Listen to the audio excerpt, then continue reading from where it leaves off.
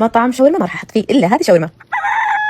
شاورما دجاج كريسبي اكسترا ثوميه مع الطحينه بشكل كذا جديد ولذيذ. بوريكم الطريقه بالتفصيل. بالخلاط بنسوي تتبيله الدجاج، حطيت الزبادي وليمون بقشره، واذا عندكم برتقال ضيفوا كزبره او بقدونس، ثوم وشويه مسترد وبهارات. حطيت بابريكا وفلفل اسود وملح وشويه كمون، اخلطوها وحطوها على الدجاج. استخدمت نص صدور دجاج ونص افخاذ دجاج. الافضل نتيجه تبلوها قبل بيوم، بس اذا مره متورطين عادي قبلها بساعتين. لا تنسون تحطون الملح، بنقلها على النار، بنحط زيت، بنحمص بصل مقطع صغار، وحطوا ثوم اذا انتم حابين. بعدين الدجاج لازم يكون على نار عاليه عشان مويه الدجاج كلها تطلع. اذا استوى الدجاج وتحمر بنسوي فقط التبخير، فنجان زيت وفي فحمه وتغطونه وتخلونه على جنب. الثوميه بتحطون نشا ومويه على النار لحد ما يصير كذا هذا قوام ثقيل. وبالخلاط بنستخدم زبادي يوناني او عادي، مايونيز وثوم اكيد على حسب اللي تبغونه، والنشا اللي سويناه، شويه خل وشويه ليمون. طونها بالخلاط بتكون قوامها ثقيل. ضيفوا زيت زيتون بالتدريج، وبعدها شويه طحينه وشويه مويه لحد ما توصل لهذا القوام. سبق ونزلت لكم اكثر من مره طريقه الخبز العربي حقي. هذا الخبز ما عليه كلام، فظيع فظيع فظيع. بحط لكم المقادير اذا تبغون تسوونه او تستخدمون الخبز المفروض العادي. شايفين كيف فاضي من جوا؟ جاهز للحشو. هذه الحين الدجاج حمر وطلعت ريحته مدخنه. بتحطون شويه ثوم، الدجاج حقنا اكيد مخلل واكسترا ثوم، وبعدها بنحط شويه بقدونس وبطاطس. انا بشرتها وقليتها لحد ما صارت زي كذا مقرمش. حابه اقول لكم كلمه واحده، احفظوا الوصفه لانها اداه شاورما بتاكلونها في حياتكم. بضيف السمك ونزل البصل، احمد شكل عندي البصل، الحين اضيف الفلفل البارد والحار. قبل عندي فلفل، الحين انزل البطاطا مقطع حجم مكعب، انزل معي طماطم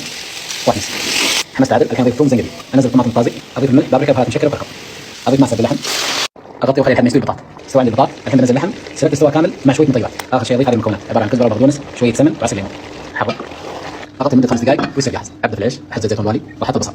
شكل عندي البصل، الحين اضيف الجزر والثوم وورق كاري طازج وبهارات صحيح انهم اضيف كميه الملح. قبل ما الجزر اضيف الماء، اغطي واخليه يفور لمده 10 دقائق. الحين احط العيش مغسول النكهه اكثر من ساعه، احرك واخلي على نار عاليه لحد ما ينشف عن الماء. اخر شيء اضيف عصير الليمون. حطيت المنيو مقطع، بخليه مده 20 دقيقه على نار خفيفه. نفتح من اللحم. بسم الله. هذا شكل نهاية وصفنا اليوم. علينا على عيونكم بالعافيه. طريقة شيز البسبوسة اللي في كل مكان طلبتوها مني. أول شيء بسبوس مطحون 6، حطوهم بالخلاط 4 حبات جبن كيري، علبتين زبادي، كوب حليب باودر، ونص كوب سكر.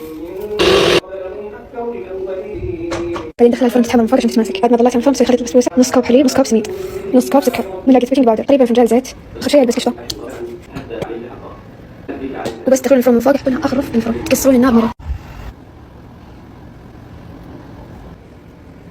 أغلبكم سألني كيف تقطعين مرتب، أنا قطعها بهذه تجي مع الصينية نفسها.